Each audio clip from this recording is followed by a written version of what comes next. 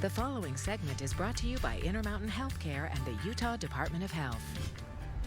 We know stay safe, stay home, but for a lot of people, that being cooped up inside makes you want to eat some comfort foods or maybe emotional eating. Well, we have Carly Adams joining us now from Intermountain Healthcare, a registered dietitian, with some tips on what you can do to avoid this emotional eating. Carly?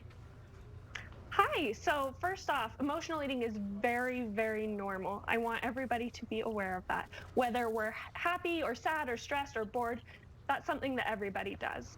So don't beat yourself up. Yeah, don't beat yourself up. But there are some things that we want to do to continue to just be aware of it. So making sure that you are still getting those fruits and vegetables in at every single meal and having regular meals.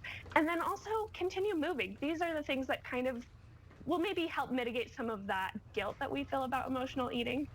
But yeah, that's kind of some of the biggest tips I have. Well, and exercising and like you said, keep moving. I mean, that makes you emotionally healthy, more mental healthy, and then you might not be as tempted to do emotional eating instead of that.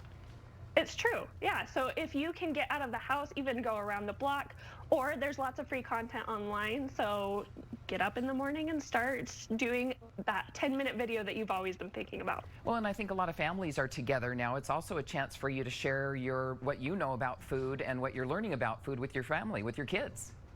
Of course. Yeah. This is a great learning opportunity. I think that's one of the benefits of this whole new normal that we're trying to figure out.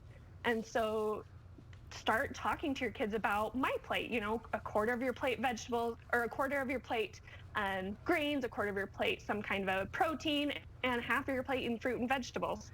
And a lot of your kids already do know about this if they're school age. And the daily event could be chopping up vegetables for dinner or doing something together as a family, but also learning and doing healthy stuff, because then they're more likely to eat it. Yeah, of course. And so, yeah, this is a great way to help prevent a lot of that emotional eating.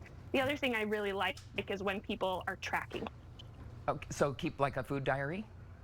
Yeah, there's a lot of apps, and you can just write it down if you're not filling the app as well. So this is, especially if you don't have a family and you're trying to keep yourself accountable, that's a great way to look at it. All right, Carly, thanks so much. Some great tips to not get emotional eating and gain the pandemic 15 that we've heard about so much. Thanks so much. I love it. Thanks. All right, some good